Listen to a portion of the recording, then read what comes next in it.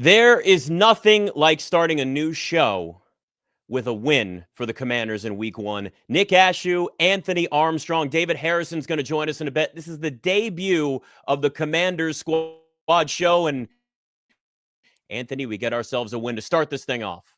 Man, you get a dub, you get the ball spread around to all types of people, and you get a Bill Merritt sighting at the end to pretty much ice this thing. I don't know what else you could ask for. This was a beautiful way to start the season. I'm glad they got this W, 21 points on the board. We look at everything that went right and everything that went wrong coming up next here on Commander Squad. Hail to the Commanders. It's the Commanders Squad. Everything Washington Commanders every week. Covering all the big hits and game-changing plays from the heart of the nation's capital. The way only the Locked On Podcast Network can. Rally the burgundy and gold. The Commanders Squad Show starts now. 1-0 for the Commanders as they get their week one win over the Giants. And it was a game for a while where I got a little bit concerned, I'll be honest with you, with some of the letting the Giants hang around, which I think wasn't one of the more concerning things with that. Don't forget, though, is we got to make sure we mention this right off the bat because I'm following all the rules here. Today's show is brought to you by Game Time. Download the Game Time app, create an account, and use code LOCKEDONNFL for $20 off your first purchase. You and I were texting, obviously, during the show. David Harrison is going to jump on with us in a little bit. He's heading into the locker room, Anthony. But, one of the big things that obviously stood out in this game, and that was going to have a big spotlight on it as well, was the offense for the Commanders. There were some bumps, there were some hiccups, but in the end, when we watch it, you get a game-sealing touchdown from Deebo Samuel to kind of really make this thing out of reach. Yeah, it was one of those things that you didn't know what you were going to get from the offense completely because you didn't have your main guy there all training camp. We didn't know what you were going to look like when you added Terry McLaurin into the mix. And yeah, you're right. There were some points in there where things were a little bit slow and there were some hiccups and things were a little bit off, if you will. But that's what week one looks like. And ultimately, the better team came out. And then when you lean on your defense to get some things done, the offense was able to make some plays when they got rolling eventually. And they sealed it late with the Deebo run and then the Bill Merritt run on that final drive as well. I know you and I haven't necessarily talked about this yet, but like one of my things and the things that I've been saying on, radio in DC recently too, has been like with all the stuff going on this offseason with the offense and, Terry not being there and the injuries to the offensive line. And then you add somebody like Deebo Samuel, who's obviously going to be a major part of this offense. One of the concerns that I certainly had was like, what does this offense look like early on? Are there going to be some issues where they look out of sync, some overthrows, just those little details that you want to try and get sharp, but it's hard when not everybody's around. You definitely saw that in this game, but like the key here is they have playmakers that you can put the ball in their hands when you really need it. And I think that's what is so important about that Deebo Samuel touchdown. It's not just that they won the game. It's not just that they got Deebo heavily involved in this game, over 100, almost 100 total yards of, from the line of scrimmage just for Deebo alone. But when you look at what it was, they got the ball just in his hands, right? It was like, we got to figure out how to make this work with whatever we can. And the great thing is that you have guys that can do different things on this offense. They're versatile, which can kind of help them overcome some, maybe like a little bit of the timing issues that we saw with them throwing the football earlier in this. Yeah, it gives you a different option. You can think about the past receivers that have been opposite Terry McLaurin. I mean, no disrespect, but they haven't come with the same type of clout that Deebo Samuel is going to bring to the table. So now you have a playmaker on that side where if they are able to keep 17 down and not let him get a lot of targets, they can lean on somebody else. I loved seeing the depth of the receiver position. Noah Brown was showing up. He was doing what he did last year, catching a lot of passes over the middle, and then also able to be physical in the running game when they needed him to be. So ultimately, they've made some plays and found some ways to get some job done without 17 there. Even looking at Chris Moore, that big catch on the sideline, I think that was big to help get some momentum early in the game. So there's still going to be some growth in that receiver room and what they do with Jayden Daniels. So there's still more that this offense can come into. I mean, Cliff Kingsbury is cold when it comes to drawing up some plays. He's got his guy Wes Welker there. There's going to be a lot of creativity going in there. Let a synergy. There's going to be some more excitement coming from this offense. You obviously know a lot about playing the wide receiver position and timing and all these different things that have to go into the start of the year. How much do you think, and obviously you're not necessarily there in the locker room now, but you've got experience obviously being there, in the NFL and, with this team in the past, like when you look at just kind of what you saw from this offense as a whole, did it look like it was a timing thing? It was a lack of just everybody being out there in training camp? Is it maybe a lack of guys getting out there during the preseason because we're seeing fewer and fewer starters play during the preseason because, like just kind of paint a picture for us of what that means in the offseason and that work to really be able to be ready. And like, let's be honest with ourselves, right? There is probably a level of like a first couple weeks of the season. It's still real NFL football versus anything you're doing in practice, right? Oh, yeah, absolutely. I mean, the first week, everybody's trying to figure out what you're going to do. And I'm talking offensively and defensively. So they're going to be a little bit more patient on the defensive side and try to slow things down and make Jayden make the decisions. And he did a good job of dispersing the ball around and finding other places to get to. But when you talk about the timing of the offense, the quarterback has to be on point. He has to know where his receivers are going to be. And really today, I thought it was all on Jayden. He seemed a little bit off. We were texting about this. His timing, he just seemed to be a touch behind on a lot of those throws. The early one to Zach Ertz, where they're going to put it in the scoring card as a drop.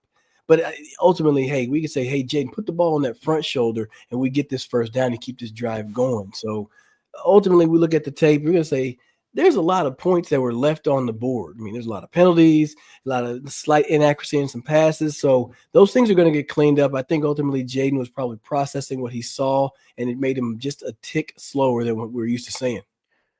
There was a lot of narrative this offseason, too, about, sophomore slump. And, like, I get it. We've seen that in the past with some quarterbacks and offenses, and it's just kind of like it's fair for people to feel that way, right?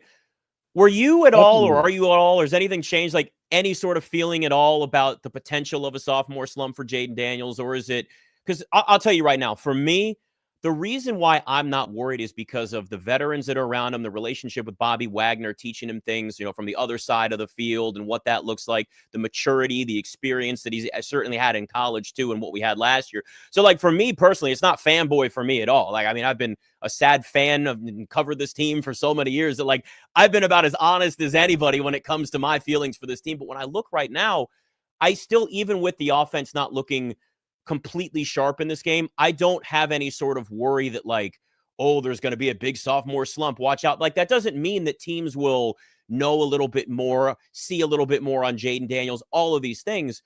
But like, I don't look at this as one of those, like a major drop off from last year.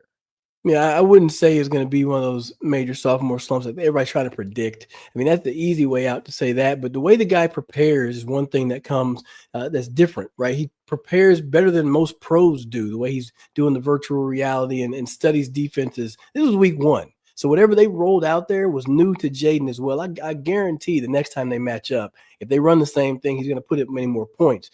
But you talk about the veterans, and I also want to think about the staff around him, the support system around him. How many quarterbacks have been in the position that he's in? Marcus Mariota, Josh Johnson, Kingsbury, David Blau's former NFL quarterback, Tavika Pritchard. So there's so many people there to help nurture him and insulate him and make sure he's going to be able to prepare himself. But they're talking about it on the broadcast. The guy is the one who's taking the leadership role. Jayden is calling the meetings. He's doing the thing to set the standard of where he wants everybody to show up. So he'll probably take the onus of those throws this game, and he knows he's going to step his game up. But, I mean, the dude prepares. He does what he needs to do that tells me he's going to fight off a sophomore slump.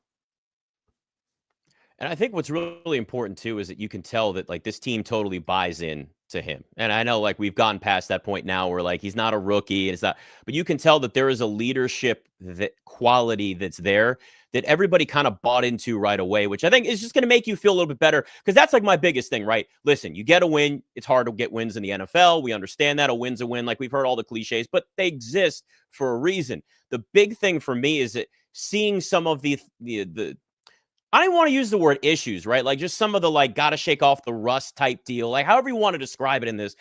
I just look at that and go, okay, you've got the right pieces in place, the right mindset, already the right culture there, where I just think that they're going to build on this as the weeks go on, and we're going to see a sharper and sharper offense from them too. Yeah, I don't really think this is going to be one of those up and down roller coaster type seasons. Last year, they found a way to have a nice solid trajectory and continually find ways to win. I mean, shoot. Why would they change now, right? They've only improved on offense, and now you've got some tape and some things that you're going to be able to address in practice. I mean, I'm looking across the offensive line. Connerly had a little trouble with Brian Burns, and rightly so. Brian Burns is one of the best in the business for a reason. He got a big bag for a reason. So Connerly's going to have to get his game picked up. But frankly, when you look at it, he's got Tunsil to lean on. He's got Allegretti. He's got Beatis. He's got a lot of other veterans around to help coach him up. And frankly, he gets to go against Von Miller too. So if I had questions, I'm going to go talk to Von and say, can you help me fix my game? Tell you what, for all the things wrong with the Giants, that defensive line, that pass rush, 3 sacks on Jayden Daniels today, man, they made his life absolute hell. And I think, that's in a lot of ways, it's a good kind of exposure right away to the season, because you talk about who Jayden Daniels sees in practice, but it's also now seeing some new looks from a really good pass rush and a good defensive line, guys that can get after the quarterback with the Giants, where that's kind of a good wake-up call to start the season for Jayden Daniels, to then be able to take that film and then really like build off of that, because it's I'm not in there with him, but it sure sounds like he's become a pretty significant film junkie, which that's how the greats get better. Sit there and watch a ton of film and see what you did wrong and get better with it. Yeah, you got to use that tape to find out what the next step is. What's the next play? One of the things I always look for is a quarterback being able to make the big boy throw, essentially, where it's like, I have a little bit of a window and I'm going to throw it anyways, even though maybe I shouldn't, but I trust my guy and I know I can put it in a place that he's going to be able to make that catch. Jayden made those plays last year, but now we need him to make those plays this year. And then shout out to folks in the comments too. We got Gerald P was saying, what's up? Cash Washington saying 1-0 baby. Eddie Croslin gave us a bill. I don't know. I want to know what the energy was like in the stadium, because on TV it looked electric, but I want to know what it was like in there. You let me know. There it is. You added it. Yeah, Bill, getting the Bill shout out. Man, I don't know. What was most exciting for you? You mentioned being a sad fan for so many years. So I'm gonna give you your chance to just be a happy fan for once. Tell me what got you most fired up about this matchup, just from the offensive side. I think it's Bill. This is a great and it's a beautiful segue that shows that you're a professional here. It's our first time doing a show, and I can already tell we're going to work together just fine. Let's be honest, Bill, the running back, man, there's a lot of hype around this guy. Like, there have been preseason heroes in the past, and it happens all around the NFL. But to see somebody like that step up and really put themselves in a position to make some major plays and get a major, because I'll be honest, I was surprised that Chris Rodriguez was a healthy scratch in this game. I thought we'd at least see him out there on the field and get something out of it, especially with the growth and him being in better shape and getting faster in the offseason and all the work that he's put in. But with all of the hype around Bill Croskey-Merritt and all the conversation and everybody just getting worked up at how great this kid can be, we did see that, especially late with that big run. It tells you, okay, this could be, it may not be the best running attack in the NFL, but the key here is that it's more consistent than where it was last year, because I know Jayden's got legs. I know the guy can run, but like realistically, if we can avoid as much of him running as possible and keep him healthy unless it's absolutely necessary, but you can establish the run with other guys where that's actually their job in the backfield, I think that's something that's really, really promising for them. I'm with you on Rodriguez. I thought he was going to be the power scheme and the guy that was going to really bruise out those yards. But frankly, they found a way to get 3, 4, 5 yards of carry. And Bill getting that 82 was big. And him having that ability to break away from people. I was in the garage hollering, just screaming. I'm like, that's house call. It's got to be 6. But he ended up getting walked down a little bit. But I'm excited for what he brings. When you Do you watch games in your garage? I've got a setup. Yes, in the garage. I was trying to get away from the field, man. I was like, y'all got to get out of my zone. I'm trying to focus. They in here watching stuff to keep them occupied, and so I moved to the garage where I can get a little loud this go around. So yeah, when Bill took off, I think my neighbors were worried a little bit.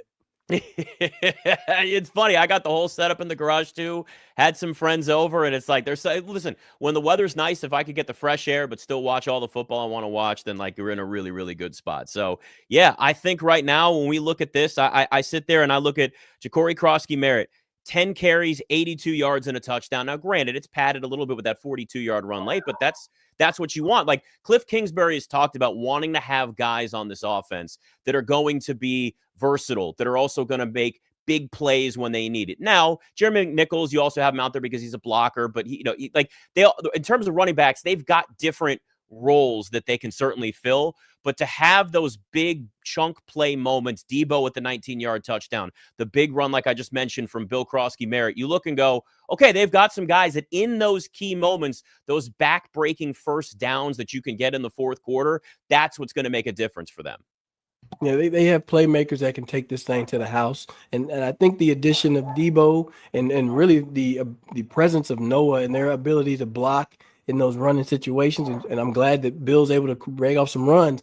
You're going to get some play action passes in weeks 2, week 3, and so on from Terry McLaurin. So, the performance so far, where it being a little bit quiet, that's on brand, on trend for the matchup against the Giants, just how they play their defense. But I think you're going to still see Terry get active and get a lot of deep balls this go round.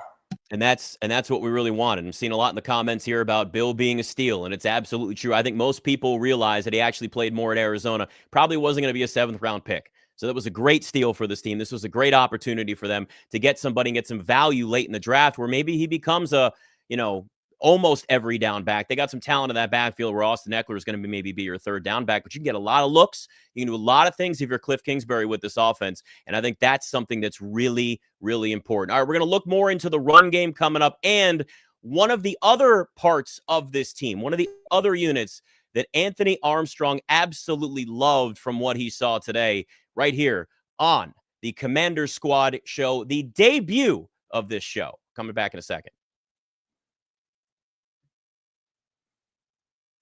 But we do have to remember here not to forget. By the way, I will point out as part of how this show goes, I'm pushing a lot of buttons, and I told them right away, guys, you want me to push the buttons? There is a chance that some of these buttons are not going to get pushed exactly the way that you'd actually want them. But that being said, let's talk about Prize Picks here, right? We're brought to you by Prize Picks. It's the daily fantasy app where making the right call can eventually pay off. And I make decisions every day, but on Prize Picks, being right means cashing in, right? We all want to cash in. This is important. Football's back now. I think we all know that. And with Prize Picks, it's the simplest and fastest way to get in on the action. Just pick more or less on 2 to 6 player projections, and you can turn your takes into real prizes, all in less than 60 seconds. I've been using Prize Picks a lot lately. It's fun. And listen, maybe you're in a state, you're watching this, where you can't, can't use certain apps that are out there. Guess what? You can get in on the action and then win and get a nice little payback here from Prize Picks. They let you do it. It's quick. It's easy. It's one of my favorite ways to follow along with football throughout the entire season.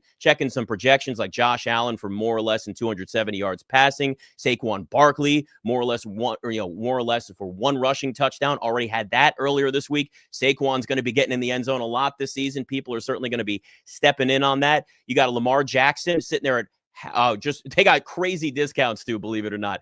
Lamar Jackson, I'm looking at that, just more or less half passing yard, not even 1 passing yard, half a passing yard, just to get you in, just so you can get a nice win and get in on the action. Download the Prize Picks app today and use the code LOCKEDONNFL to get $50 in lineups after you play your first $5 lineup. That's code LOCKEDONNFL for $50 in lineups after your first $5 play. Prize Picks. It's good to be right. And sometimes we do things smoothly and sometimes we won't. I did just pushing the buttons best I can. Like I told you, Anthony, before this, I said, they were like, oh yeah, you got to push the buttons too. And I said, wait, what? I got to do that? So, okay, here we go. We'll do the best that we can with that. I do want to look a little bit more at this run game though, too, specifically because we do have the defensive line that I want to look at. But the reason why I want to talk so much about this backfield is because there was a ton of attention on it. It was last year, and it was as much as we had the Terry McLaurin contract situation as part of the discussion. Dude, let's be honest with ourselves here. The run game last year was wildly inconsistent. The offseason was about trying to improve that. And then it was Brian Robinson. Was he going to be here? And then he's not going to play in the preseason. And they trade him to the 49ers. So the question then becomes, well, okay, is Bill Croskey-Merritt going to be that guy? Well, I mean, again, I mentioned it before. 10 carries, 82 yards and a touchdown with that 42-yard run. But you still did have 6 carries from Austin Eckler for 26 yards, which is kind of what you expect. A little bit from Jeremy McNichols, 4 for 25 in that as well. So they're still spreading out the touches. Let's just look at this game first before we start looking into the future, obviously, with this. What this does tell me is they love Bill as much as we thought they would, but they're not going to just start giving him the football 15, 20, 25 times a game. They're going to get some of these other backs involved with, again, on top of that, Chris Rodriguez, a healthy scratch in this game too. Yeah, I think we're going to see some changes. You'll probably see Chris Rodriguez activated, and it's not going to be for the running game. It's going to be for the special teams aspect, and we'll get on that. I'm sure we will. But Bill Merritt, he brings something that respectfully Brian Robinson didn't have. It was that electric ability to take that thing to the house from a long distance away. He has that in his bag. He has the ability to kind of be like an Austin Eckler, little clone, if you will, a little mini version of it. So to be able to learn from those guys, I think he's going to bring a lot of versatility that we've already seen. Obviously, McNichols, he's going to be able to block. And when you can pass block, you're going to be in the NFL. Like, that is it. You're going to find yourself on somebody's roster. The number that I need to come down is at 11 for 66 for Jayden. Earlier, I was kind of surprised to see as many designed runs as they gave him. And he was getting downhill, like finishing with his shoulders forward. It looked like one of those drills that you see early on in practice where they're saying finish forward so you can, fall for a couple more yards, maybe split the defenders. Take that down a little bit, hand a couple more carries to the guys with the 20 numbers. That would work for me. I think also Cliff lost the momentum with the run game in that third quarter range. It was a while since they had handed the ball off, and then they finally got back to it. You saw what happened when Bill took it for 40 some odd yards. Yeah, and you're seeing here too in the comments here is Quan.com53 says, a lot. That's the chunk plays, and that's really what Cliff Kingsbury was looking for, right? And when you think about it, I mean, every NFL team wants that, because if you have somebody that can at any given moment take a play that looks like it's going to be a 5-yard gain or hell, a 2-yard loss and turn it into a 20, 30-yard gain. I mean, that changes the whole dynamic of an entire offense. I mean, it makes them that much more dangerous. But, it's interesting that you mentioned Chris Rodriguez from a special teams perspective. And guys, also it helps to make a team that when you can contribute on special teams on top of that. But do you think that we're going to see more of him also in that backfield? Is there going to be a level of splitting carries? I guess because for me last year, you saw those moments. It was the Giants game last year. It was definitely the Titans game where you see the flashes of Chris Rodriguez and you go, oh, there's something there. But, and he's talked about weight gain a little bit and trying to get faster and working on some things. And he worked really hard this offseason to really get his top speed up, hit 20 miles an hour in the preseason. And people are like, whoa, look at what he, so it's like, there feels like there's a level of improvement there that is going to, you'd think would carry over to the regular season. But it sounds like, are you in the boat that maybe there won't be as much in terms of touches for him as I'm thinking? I mean, I wouldn't necessarily say I'm going to take away touches from Bill Merritt, but if he's going to be activated, you're probably going to find a situation to where he's going to get a carry. That's what Dan Quinn does. He puts players in position to do what they do the best. I'm not looking for Chris Rodriguez to be my lead back on first down. But if I do need, maybe a 1-yard run and I need a power back put in there, put Chris in the game. You know what I mean? I think he's going to fit his role. And I'm not looking for you to come in here and carry the ball 10 times. No, that's not why you were on the squad. Bill Merritt's going to find his role increase. I like how Austin Eckler is being used. His role is going to probably stay the same. So nothing drastic, but just a little mix to put in Chris Rodriguez and see what he could do. He's going to probably bring a spark or two to the offense. Yeah, I remember early last year, too, there was obviously a lot of, Jayden Daniels and how many attempts he had per game. And that's going to happen with any quarterback that has that ability to run the football like that. But you're right, that 11 for 68, it's nice. You get a 14-yard gain in there. You get the 68 yards. You get all these things that, Jayden Daniels brings to the table. And I don't know, maybe some of it is just trauma for me because I remember 2012 and beyond and how, here's the one thing you'll learn about me, man. I got scars. I got scars from years of this, But when you look at obviously the way that he runs the football, he's so smart and it's getting out of bounds when he can and making those right plays. But it's something that you want to, and it's really, there's no perfect formula for it because we talk about it all the time with Josh Allen and the Bills, and it's like, my God, stop running the football so much. And he's big and he lowers his shoulder and you're getting all nervous. And I'm not a Bills fan, but I see it and go, oh my God. But there is that kind of, where is the balance? And I don't know if there's a true answer for this, but it's kind of a question of where that balance is between accentuating all of the talents that Jayden Daniels has, but also doing it in a way that doesn't put him at harm's risk as much as possible. And I say harm's risk because this is the NFL and it's a physical game. Yeah, I see that Scooby has a question. He was asking it, did we ever just need 1 yard today? Um, and you know what? I feel like there were a couple of spots now in my notes. I know that there were some notes about some short yardage situations, but they've done a really good job of converting those things. And I will say, well, I'm gonna go back on Jayden's runs. I'm not too mad at him having the design. When you have two blockers in front of him, I'm cool. Like that's something that's protected. I don't necessarily want him navigating and running away from a lot of pass plays. Passing up where you could make a throw in those natures. But there wasn't a situation, I don't think, too often where it was like 3rd and 1, and we really needed to convert. So there were probably a couple in there, but nothing where I felt like you didn't have an option to go to. You know what I mean? That's where I don't want to be at with this offense. And a lot of times with teams, when you only have guys with certain skill sets, you're not able to address them. Like, well, if we get put in this corner, what are we going to do? I think this roster gives you answers. Jayden Daniels gives you options always. So putting yourself and staying ahead of the clock is good. He doesn't run and just try to scramble in the backfield and just waste yards for us. I think that's good. Yeah, and I think as the season goes on too, there obviously is going to be a little bit more of a settling in with all the different things that you've got going on offense. We have not gotten to the rest of the receivers here before we start looking at the defense, and I bring that up one because I don't know, a little bit about playing receiver in the NFL, just a tiny bit.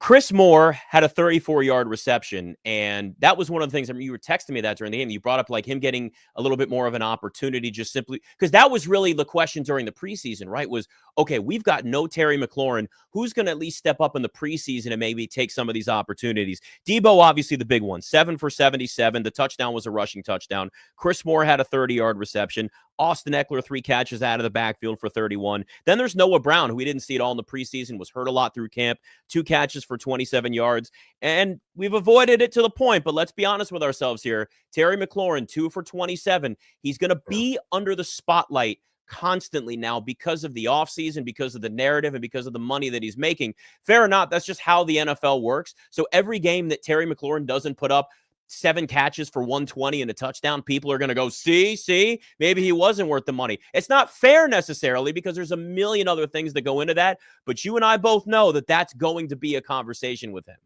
Yeah, it's true. I mean, they're gonna point at it, but we look at it. I looked at the stats. The last couple games, he hasn't had over 50 yards against the Giants specifically. This defensive coordinator, they play a certain type of defense where it's gonna essentially negate him from the game plan. That's just how it goes. And sometimes in the league, they roll the safety over the top, and it's going to make the offense go elsewhere. I don't think you're going to have to worry about him having a hell of a season. He's going to still perform because it's Terry McLaurin. He's done it with a much lesser quarterback. Let's be real. I mean, I could have been throwing him the ball, and he'd have had a 1,000-yard season. Okay, so I think I got like 2 career passing touchdowns in all of my life of football, Nick. I got 2. And damn it, Terry would have been one of them if I was out there throwing the rock around. But when you talk about getting chances, they had to give the guys opportunities who had been there. They had to give Chris Moore a chance because he had been performing well enough. And I love having the opportunity to go to so many different people. What do we got? 1, 2, 3, 7 different receivers. I think Jayden did that often last year where he could just get the ball to a lot of different people. And that gives you options. You just have to have a little bit of patience. This isn't an offense where you're going to force the rock to Terry McLaurin 10, 12 times, but he will get his touches and he will be efficient with them. I'd love to see more from Jaylen Lane. I know he's a rookie, and I know it's going to take some time, but I'd love to see some more looks for him. I know they have him in the return game, and that's certainly going to help a little bit. But as the season goes on, he's the one that I've really looked at because of his versatility, where you go, okay, if he starts getting those touches and getting more comfortable in this offense, I feel like he's somebody that can be one of those, as the season goes on, there's always one player on everybody's roster that kind of just gets comfortable with their role. That's sort of that's the name. That's where I kind of put a spotlight every single week, kind of seeing what he's going to do. Just an 11-yard reception on 2 targets today. But again, the offense has had a lot of guys in and out. They've been moving all over the place. I didn't go into this expecting the offense to look good. I expected kind of similar to what I saw. So in the end, I'm not disappointed and I'm not worried in any way. But when it comes to sort of that wide receiver depth, Noah Brown's going to be who he is. We know what he can bring to the table. But I think Jaylen Lane is somebody that as the season goes on, I'd expect to see a lot more from him. Jaylen Lane is going to be what De'Ami Brown was last year. Right, when De'Ami started catching those deep balls later on, when teams start to play up, those safeties started to get a little nosy with Deebo and with Terry and all those guys running in that 10 to 12, 10 to 20 yard range, Jalen Lane is going to break one through the top. Trust me, it's going to happen here soon. You just got to be patient for it. You got to be patient for it. It's going to take some game plans. It's going to take some scheming, but it'll make it happen. I trust the guy from what he did in the preseason. He ran some good routes. He's able to get some separation, and he's strong with his hands. But where he really was making an impact, and I think he's going to make an impact first, is punt return. I felt confident with him back there, and right, like it just felt like, okay, something good is going to happen with the ball in his hands, even if it's a fair catch. Like I didn't have any worries about him catching the rock. I just knew that the ball was in good hands when Jalen Lane was back there. So I'm excited for this young fella. I'm excited for him for real. Real quick, I think we're talking about the return game here. They change the kickoff rules every year. I know that. And now we're moving up to the 35 and all these. Where are you on where all these rules are now? Because I certainly want to see more returns. I feel like we've taken so much of that out of the game. But it's just when you start doing something so new like the NFL has with the whole different setup and all these different things, I feel like it's going to take a little bit of time for special teams coordinators to really figure out some strategies that work. Where are you on it? You know, honestly, the way that you see the kickoff happening, this is how they practice kickoff. They're just taking away the 40-yard sprint aspect of it. That's what you would normally see. They have that 40-yard sprint, and then that's where players have to start navigating each other with weaving and bobbing and things like that. Now, personally, as a smaller player, I needed that 40 yards so I could fly past somebody like a Ferrari. Now, when you're starting at 5 yards away, you got to be a little bit more physical and be able to get off some blocks. You can still have impact. So it just changes maybe how your roster is worked out. That's why I think Luke McCaffrey has upped his game and upped his value, because he has value on kickoff this year. So the kickoff rules, I'm not really tripping on it. This is how the game is going to be played. Since they made it to go all the way to the 35 now, it makes it where you kind of need to allow a return to happen. And so you're going to get some more excitement, which means you're going to get a couple of touchdowns. Luke McCaffrey, mark it down now. What's today's date? 9/7. I am saying Luke McCaffrey is going to house a kickoff. All right. He's going to have a kick return for a touchdown sometime this season. Put it on the board. I'll put it up there next to my signed Terry sign, and we can just track this thing all year. I think that's actually what we're going to need to do is, and maybe our next episode this week, because we'll be doing the show twice a week. Every single post-game show will be here. David Harrison will join us as soon as he can. Obviously, he's got like 10 things to do out there at the stadium. But I think we all need to have at least like 1 or 2 season-long predictions. Something extreme is going to happen. So we'll think about that. You've got one already down. I promise I'll bring one to the table. Don't you worry about that. Yeah, and we'll have something by next episode to be ready to go with that, which, by the way, short week for the Commanders, because obviously they go to Green Bay on Thursday Night Football for really what is the actual official start to Thursday Night Football. It doesn't actually count when they play that first NBC game. All right, we've looked at one side of the football. Commanders 21-6 win over the Giants. But what about the other side? We'll look at that next here on the Commander Squad. But let's not also forget here that, of course, we've got ourselves, yes, the NFL back. We've got it. It's here. It feels good. And honestly, there's nothing better than being in the stadium surrounded by fans like David is right now. Miss him, but that's all right. You are cheering for your team. It's fun. It's a great experience. But let's be honest, getting tickets, it's a pain sometimes, isn't it? You got these queues and login screens and prices jumping at checkout. And that's when it gets just mind-blowingly frustrating. The good thing is, you got Game Time. That's why I use Game Time. That's why everybody should use Game Time. It's the app that gives you the advantage to take back to everything for the fans. Game Time is fast. It's easy. It's backed by the Game Time guarantee. You'll always get 100% authentic tickets delivered on time and at the best price. Plus, all fees are included. So the price you see is the price you're going to pay. Thank God, because it just feels like there's more and more fees being added up as everything goes up. And I pulled the Game Time up, and in just a couple of taps, you see all kinds of different deals. And I'll even look at it right now for you right now here. And I see some games now here. We got tickets under $100 moving forward. Maybe you want to go to Green Bay, watch the Commanders there at Lambeau. I got some friends going there. Just so you know, they use the Game Time app. I know it, and I made sure that they did. It's one of the best things that you could do. Download the Game Time app, create an account, and use the code LOCKEDONNFL for $20 off your first purchase. Terms apply. Again, that's promo code LOCKEDONFL for $20 off. Swipe, tap, ticket, go. Download the Game Time app today. All right, Anthony Armstrong, Nick Ashooh, David Harrison's going to join us as soon as he can. I am looking at this offense, and I am feeling good as time goes on. You feel better in terms of like, okay, this thing's going to improve as we go forward. But the defensive side of the football today, specifically that defensive line, and specifically Daron Payne looking like he's 5 years younger. I don't know what the diet was. I don't know what he did this offseason, but let me tell you something. Guys will say they're coming in training camp and they're in the best shape of their lives. Daron Payne clearly is in the best shape he's been in a really long time. Man, 2 tackles, 3 assists, and 1.5 sacks on the day. The man was active. He had a big pass breakup, if you will. Daron Payne was flying around. That defensive line, they are huge individuals. Okay, they were the stat line they put on there between Kinlaw, Armstrong, and Dietrich Wise. I think it was those 3. No, Goldman. Take Armstrong out, put Eddie Goldman in. They're all like 6'4" average, and then upwards of almost 1,000 pounds between the 3 of those guys. The defensive line, they're like 3 bullies just pushing and closing in on the quarterback. I think this is playing out the way I think they liked it and they wanted it to be. I'm loving the fact that they can get to the quarterback with 4. It unlocks Frankie Louvu to do what he needs to do.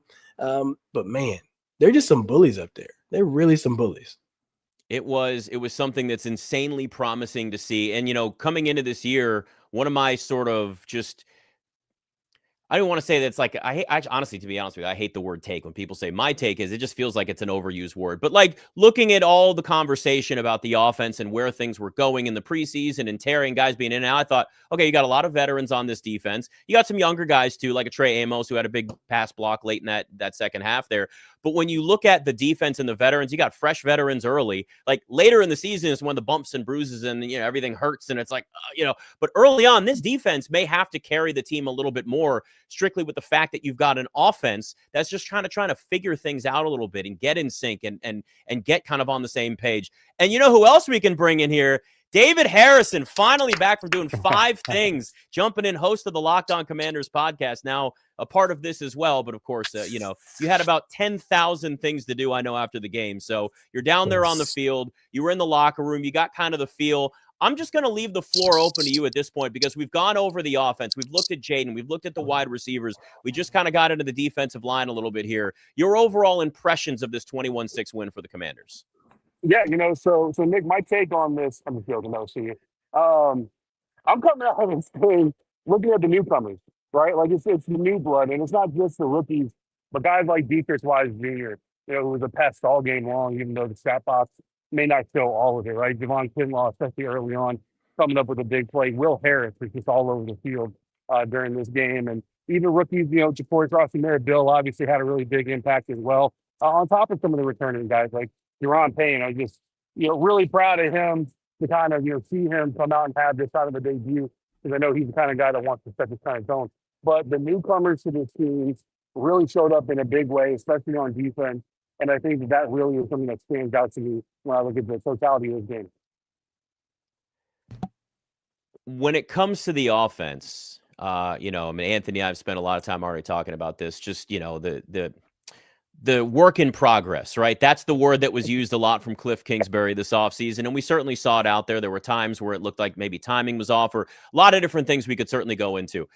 Yeah. What is your level of concern with this offense after what you saw? And again, very small sample size, 1 game. Yeah. There's a lot of season left, but you know how it is. We got to react. Right. We got to overreact. We have to freak out sometimes. That's how this works after the first week of the season, right?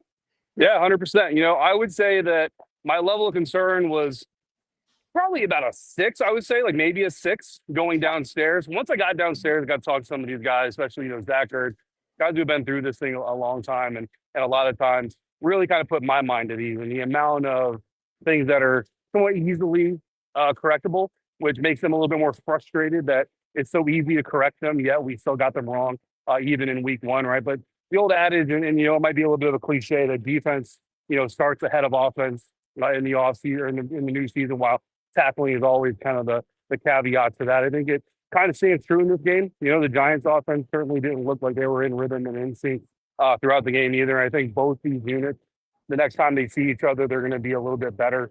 I was surprised, honestly, from the Giants standpoint, we didn't see any Jackson Dart. Like I really kind of thought we would see a little bit of him. But by the time that these two teams see each other again, like I said, they're going to be more up to speed.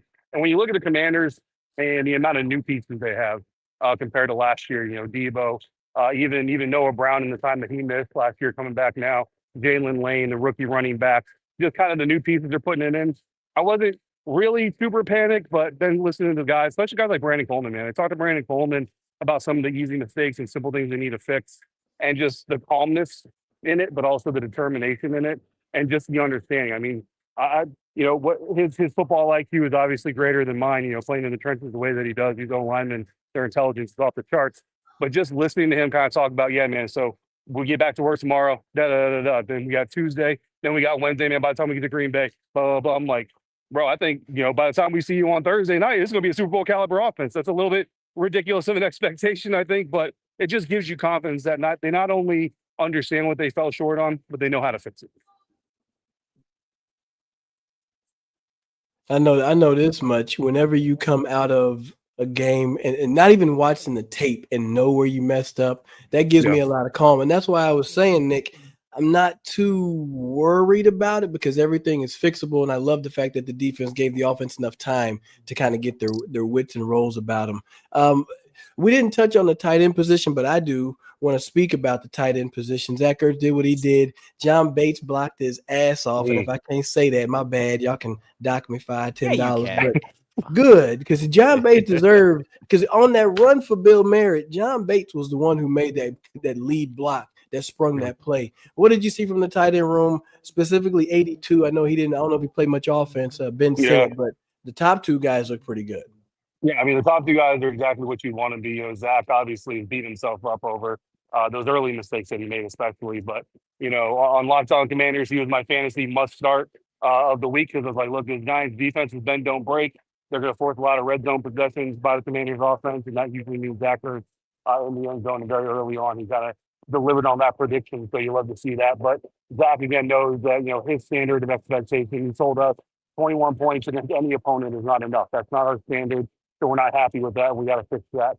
John Bates, like you said, I love the amount of credit that he's finally getting just across the board from fellow players, coaches, media, on shows like this one. And it's certainly well deserved.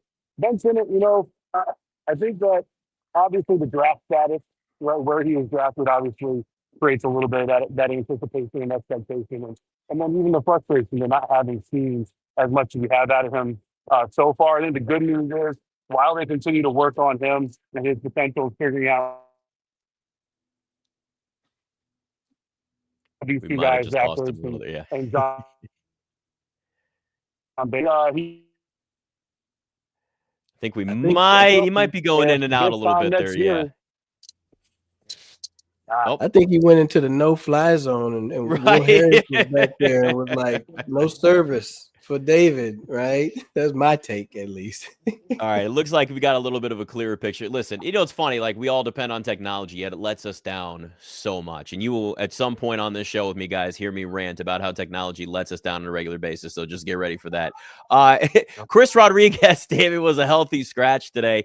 Was that a surprise at all to people? Was that kind of expected? And what is sort of the early, we'll just stick with early, kind of running back rotation maybe look like for this team?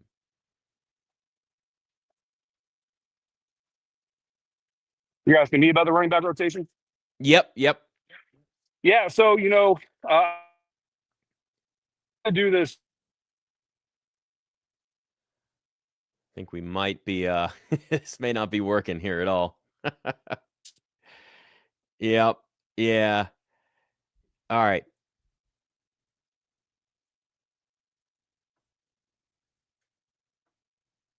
Well, now I suddenly can't hear you, Anthony, so that's always good. That's because I had pressed the mute button. This is live okay, TV. Good. Oh, This you were is the live. mute guy, huh?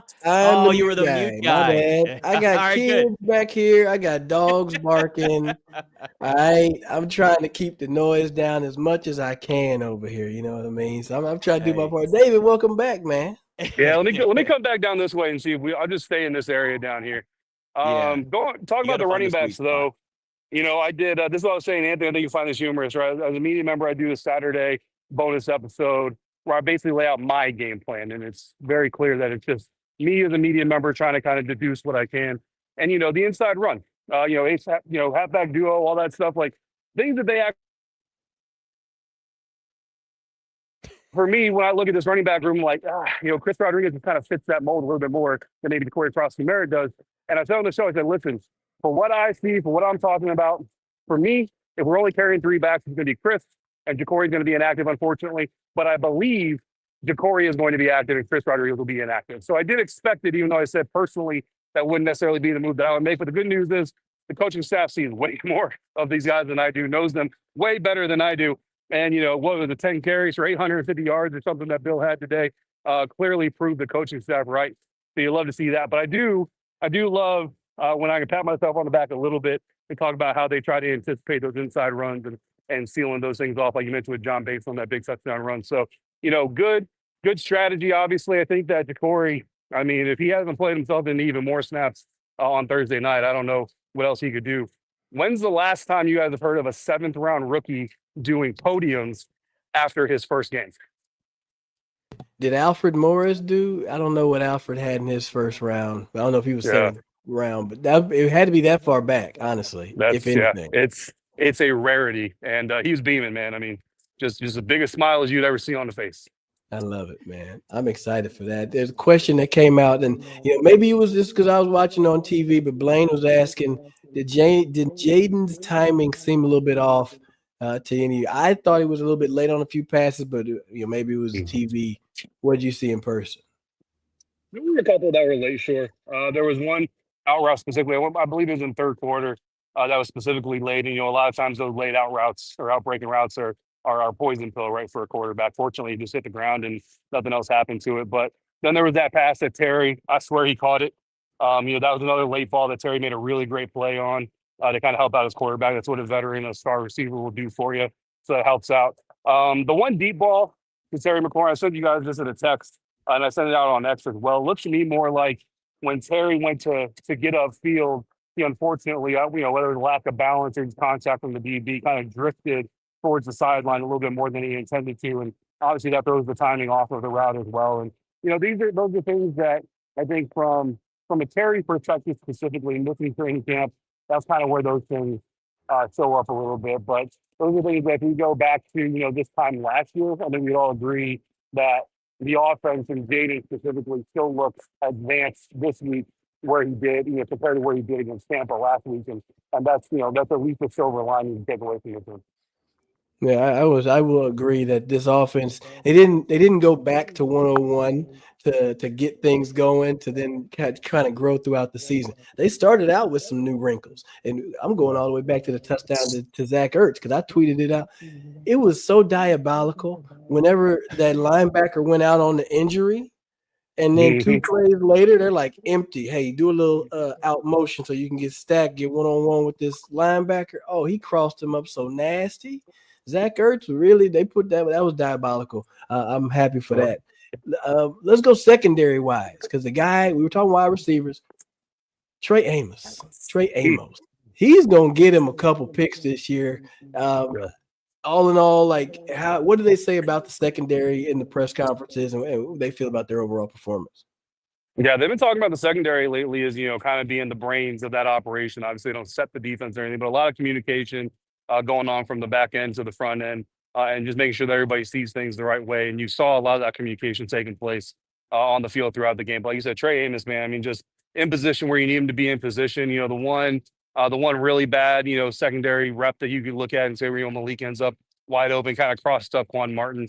But Malik Neighbors is one of those talents that's going to be able to do that. Talking to Quan Martin after the game, just gutted that they took that interception away from him, man. That was something that he and I talked about in the locker room before the game, was just kind of look at it, man, just the potential for the pressure to impact what the back end is going to receive, right? And we all know how this works. You get pressure on the quarterback, eventually he starts to do things that he wouldn't normally do. And Russell Wilson, man, threw up that air ball, and it was right there for the plucking. And unfortunately, if you disagree with the penalty, like I clearly do, they got robbed. And if you agree with the penalty, then hey, it's fair game, right? But either way, I think the good sign for this week, and again, kind of a side by side, week 1 this year to week 1 last year, you have the forced fumble, you have the interception that got taken away by the penalty. And there's some other opportunities where guys are in position, maybe don't just complete the play to get the takeaway. And I think those are the encouraging signs, because once those things start becoming takeaways versus potential takeaways, that's when things can really shift into the Commanders' advantage. One of the things too with this team, and we obviously saw it last year, but seeing it again even early on in this game, is that they have a very short memory. We know that they're obviously very clutch, and we know what they do in these comebacks and these late game situations. But even just something as simple as like Zach Ertz with that big drop early on, and then he scores a touchdown, like you start to see more and more of that. And there's just a level of confidence with them that just kind of is a testament to like top down, right? Like attitude reflects leadership, and it comes from the top all the way down. And to just kind of see where they are with that mindset, where it's like short memory, forget about it. I mean, we used to joke about Rex Grossman having a short memory every time he threw a pick, but like it was true. He's like, I don't care. I'm going right back and I'm doing it again. It can also be a good thing. And you're really seeing here now where it's like mistakes don't linger with this team like a stench. I love a good Rex Grossman shout out, because man, Sexy Rexy he would look at you in the huddle. He'd call a play and look at me, and I'm like, I already know what you're doing, Playboy. I see you in the end zone. But yeah, they don't get flustered. If a bad play happens, maybe you take a step back and they understand we're gonna be all right. And I think it all starts with 5. I really do. I think the quarterback is the guy that calms everybody's nerves and lets you know, hey, we're gonna be all right. And you do have to give a hat tip to Dan Quinn. He's done a hell of a job just leading these guys and making sure they're in the right place mentally, building the right architecture with players in certain positions. Gerald say cardiac commanders part 2. I don't got it, Gerald. I don't want that cardiac stuff, man. let the game be over about the third quarter, fourth quarter. We like, all right, man, I kick my feet up. That's what I'm looking forward to. It's a long season, man. We don't need all the blood pressure moments, right? I mean, this stadium, they turned on Enter Sandman, and all the Vodtech fans started jumping around in the stands, and all the non-Vodtech fans said, hey, that looks fun too, let me do that with them. And they started doing it. And I know Jalen Lane was turned up on the sideline, Jeremy Reeves was air guitaring on the field, and there's still minutes left in the game. That's what you want. That's ultimately what you live for, to be able to celebrate those moments. Look, I mean, the Hail Marys, the last second incompletions forced on the 2-point conversion, all those things are exciting, but man, just let us I don't know, finish your ice cream or whatever it is in the stand and the press box in peace. That's what I think everybody wants. But you got to talk about that mentality, man, and the trickle down effect of that really was present, I think, today, because Josh Connerly Jr., the rookie right tackle, very specifically got beat pretty badly on one rep, sacked by Brian Burns. Brian had those 2 sacks on one drive, but beat the rookie pretty bad on one of them. And I was talking to another lineman about it and how impressed they were that Josh was able to come back from that and have a rather solid game after that rep. Because that's one of those situations where a rookie can, get embarrassed a little bit by a vet. And certainly not the first tackle to get embarrassed by Brian Burns. It won't be the last one. But, he could let that get into his head and snowball into an even worse game and all those things. But he didn't, and he showed that resiliency. And like you guys said, I think it's an atmospheric thing. Something about Adam Peters. And, look, I haven't covered every team in the NFL, obviously. And so everybody's always limited by their own experiences. But a lot of times I haven't seen NFL GMs enter a locker room. And obviously Ron Rivera is a little bit different because of, his dual status. But I haven't seen these guys enter a locker room after a game to congratulate players and talk to guys and things like that. Man, Adam Peters is in this locker room every game talking to somebody. And sometimes it's a guy that had a rough game and you just leave them to their business. But sometimes it's a guy like Bill. We saw him come in today and just have a little bit of a private conversation with Jacory Croskey-Merritt after the game he had. And you love seeing leadership like that. Well, something you haven't seen for a while up there. Yeah, and it helps when you don't have to negotiate a contract anymore with anybody either, and you can just be the guy that goes in and is everybody's friend again because all that stuff's done. So. That's what he said. He said if you ball out, don't try to renegotiate already. Let's get to the right. Everybody happy, good. I don't want to go through any of that like I had to with Terry again. No more of that, please. All right, coming up, we're gonna look ahead. Early look to the short week. Green Bay coming up on Thursday night, and Santana Moss inducted into the Ring of Fame for this team. This is the Commander Squad Show. All right, Commanders fans.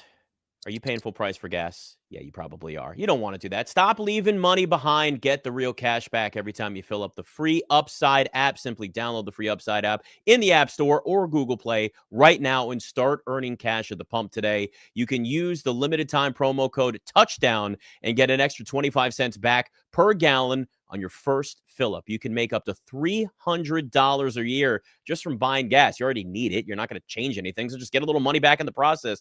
First, I did think it was kind of too good to be true. I have used it. It is actually legit. It's nice. They get it right into your account. Real people are getting paid just to make their daily commutes, just to drive, just to go get groceries. Doesn't matter. You're actually getting a little bit back. You get cash back on cards. You might as well get some cash back on this too. You just don't want this offer to actually go by you at all. Drive by. See what I did there? Download the free Upside app now by using the limited promo code TOUCHDOWN for a limited time and get that 25 cents per gallon bonus. That's promo code TOUCHDOWN. Now, offers vary by user and location. Go to upside.com for terms and conditions.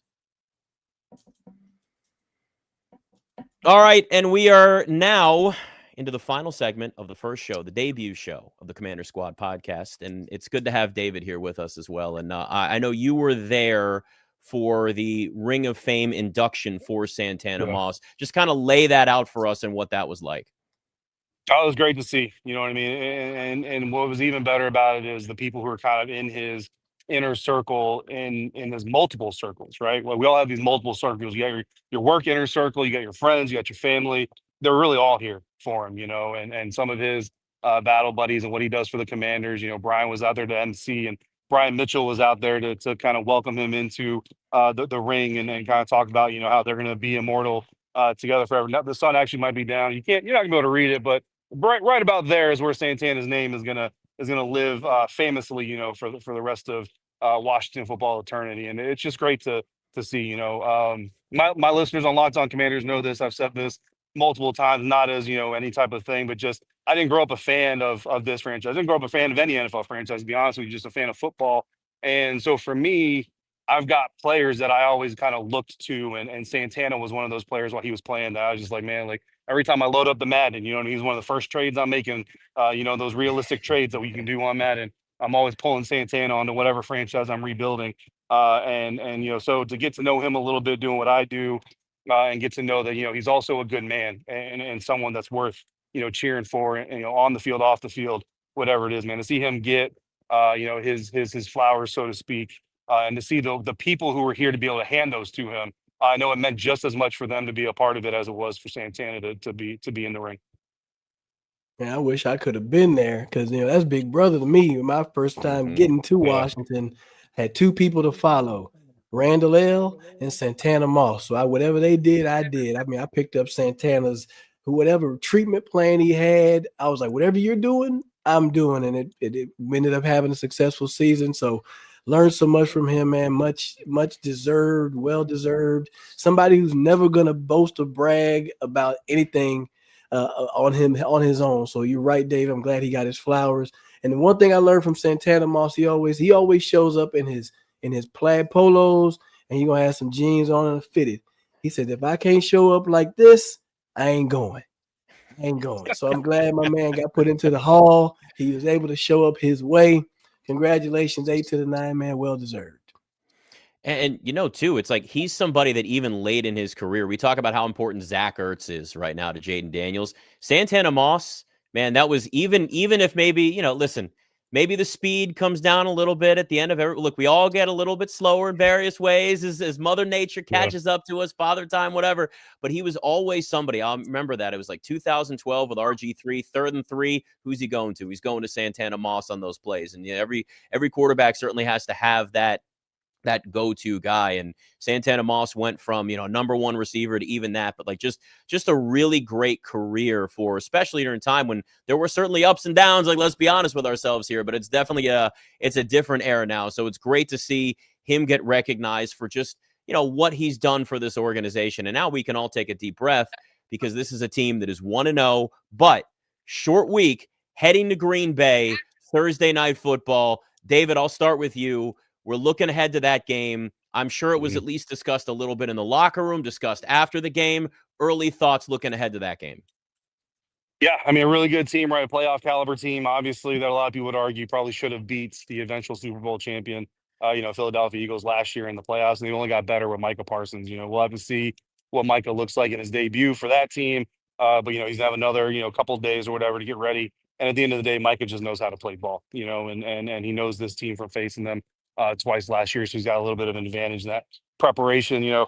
it just kind of really, hopefully, kind of gives everybody like a little bit of an appreciation of what these teams and these players and these coaches go through. Because I'll tell you guys, I was up late last night myself, trying to prepare a little bit ahead of time for this Packers game, and I'm just like, man, I can't imagine.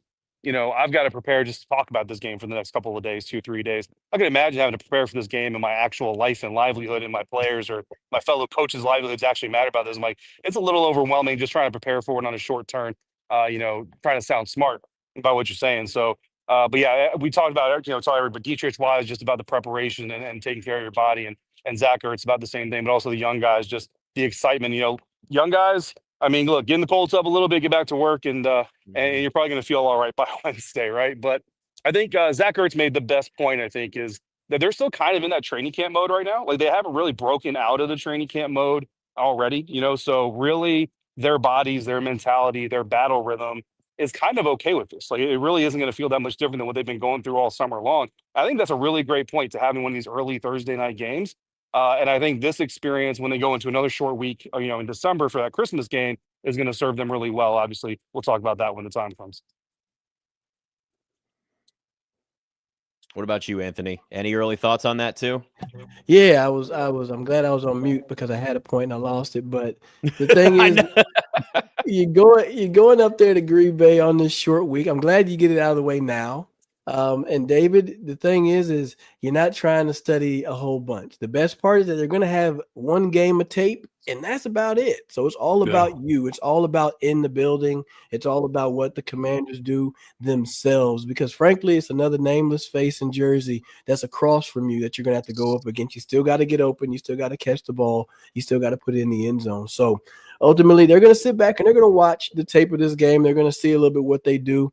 You know who Micah Parsons is, but you know where he's not allowed to go, and that's anywhere near Jayden Daniels. So as long as that's the game plan, you execute that, you're giving yourself a chance to get a W on Thursday. All right, I was looking to see if we maybe had some look aheads to next week. That is not up right now for anybody that maybe likes to dabble in that, but we'll certainly look at that as we get closer to it. All right, Commanders 21-6 win over the Giants. It is a great way to start the season. Things to work on in a short week. Heading to Green Bay next. We're going to be doing this twice a week after every Commanders game and then throughout the week as well. Short week this week, so we'll cram everything in as much as we can. Anthony Armstrong, David Harrison, Nick Ashooh. Make sure you also check out the Locked On Commanders podcast. That's not going anywhere. We're just adding more coverage to this team as time goes on. Whew, we got right in here. We got to do this, guys. I hope I pushed all the right buttons on here as I did all that too. This was fun. We are going to be back this week again. And of course, make sure you subscribe on YouTube. Follow us across the board on all the social media platforms as well. It's what you got to do now. Share this with everybody. Get involved. We're back. Commander Squad all season long. We'll talk to you soon.